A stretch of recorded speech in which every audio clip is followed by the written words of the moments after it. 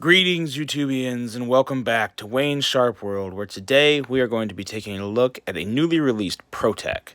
Before we do that, I'd like to give a quick shout out to this place right here, Indiana Knives. It's where I got this ProTech, and I've made a few other purchases from there. This place is located just south of Indianapolis, kind of in the Bloomington area. A really good guy named Eric runs the place.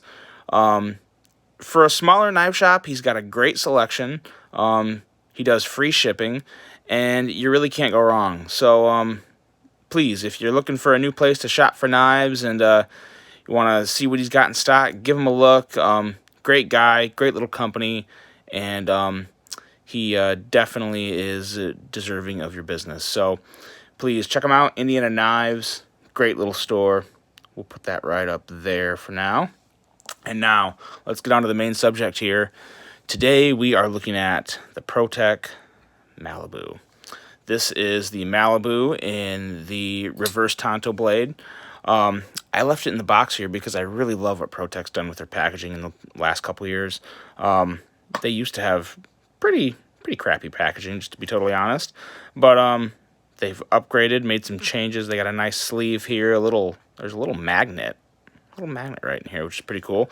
It comes with a nice little pouch with your knife, and yeah, just a nice little a nice presentation for the excellent quality that you're about to purchase. So nice box. Okay, so now back to this guy, the ProTech Malibu. I was waiting for the reverse Tonto because I found that this blade design slightly more attractive than the other model. I believe that was called a Warncliffe. But no, I like this one a little more. I don't know why. I've always liked Tontos, and the reverse Tontos are just as attractive to me. So we'll go over some quick specs on this guy real quick. We got an overall length of 7.5 inches. Blade length of 3.25 inches, blade width at 1 inch, blade thickness at 0.125. And you know what? I just realized I have not measured the thickness behind the edge on this guy yet. So let's do it real quick. I'm not sure how well it's going to work because I've never done this on camera, but let's try. Why not? So we got the calipers. And let's open it up a little. And let's see if I can do this without totally embarrassing myself. 24. Let's see if we can move it up a little more.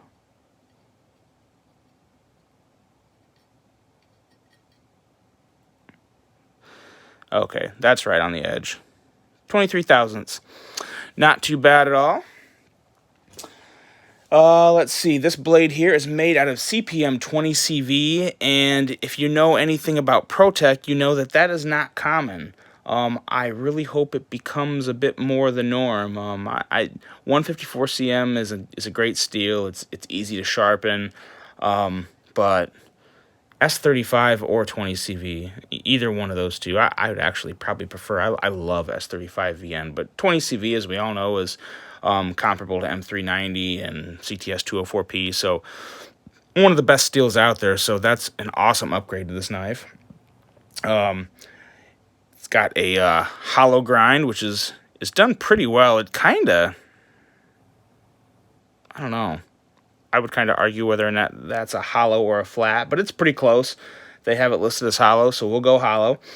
A nice fine stonewash finish on the blade, handle length at 4.25 inches, handle width at 1.125 inches, handle thickness at 0.48 inches, so just under a half inch. Very nice aluminum handle, weight coming in at 2.99 ounces. Right hand only, tip up carry. And this is where everything gets really different for ProTech, because what we have here is not an automatic. This guy is a flipper and using what they call a plunge lock. 99% of people are going to refer to this as a button lock. So you basically just push the button and it falls shut. Just absolutely falls shut. We're going to touch more on that when we get to the action. But for all that, you are paying $189.95. And when you combine CPM 20CV and ProTech quality, $189.95 is absolutely fine with me. So no issue there. Let's do some size comparisons real quick. Here we've got the Benchmade Bug Out, which is a really good comparison for length, and really overall size in hand is pretty good, pretty darn good. Let's also throw in the TRM Atom, which is a little bigger. The Atom, as we all know, has a little more blade length, but still a nice little comparison there with these two. And let's take a look at a couple more here. We've got the Paramilitary 2 with my awesome Sharp Dress Knives scales that I love very much. And got to throw ProTech in there. We have, I can't even remember the model name of this guy. This is the big brother to the SBR. I got this such a long time ago. And I still love it. CPM 154, a Les George design, and everything you know and love about ProTech. So it's a good one. But there you go. There's some size comparisons. The blade on this guy, there's really not a whole lot to be said. It's your typical reverse Tonto with it's got a nice little, very, very low grade belly, I guess is the best way to put it. Not real round, but just a very little belly, kind of a continuous rounded edge there up to the tip. I really love the spine markings on this blade. I hope ProTech does a lot more of this. I think this is really cool, and it keeps the grinded sides of the blade nice and neutral. Not anything there. Down here we have the CPM 20CV marking, which is also a nice little touch, because when it's down like this, you don't see it. It's nice and neutral. I like that. That's different. It's a good idea.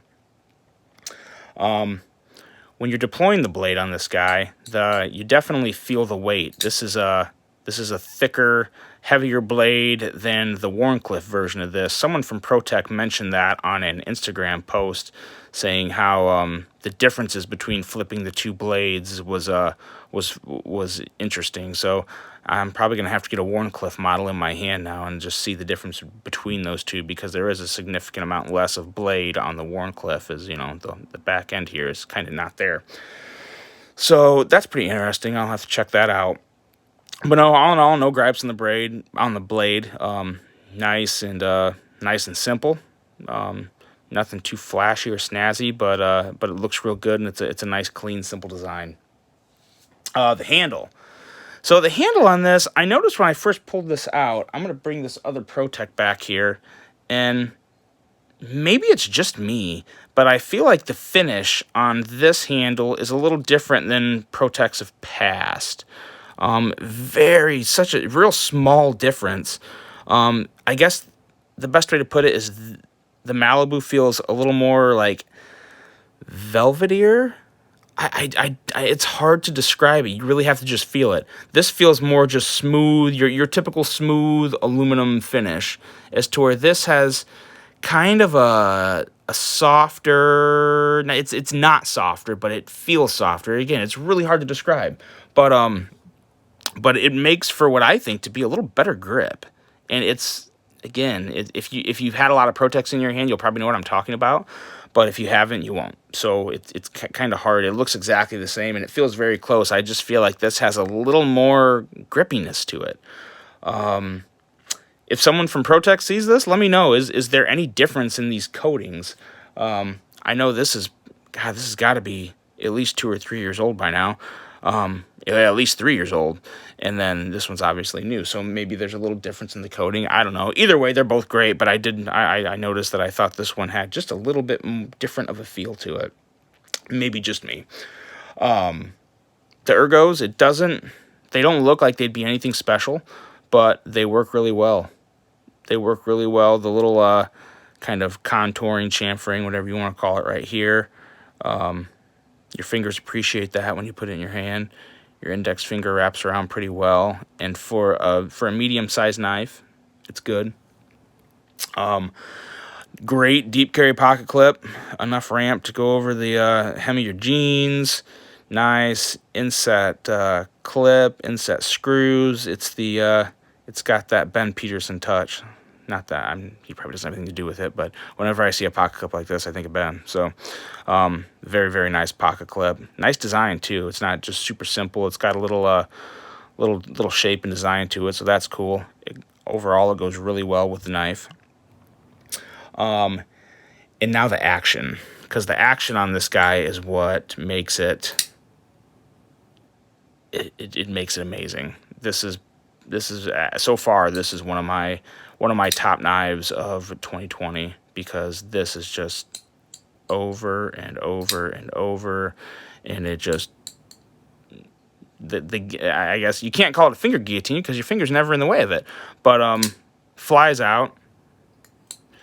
You can push it out, or you can kind of yank it out and flip out a little faster. But either way, it's flying out no problem all day. And the button lock is great. They've got the detent absolutely dialed in on this guy.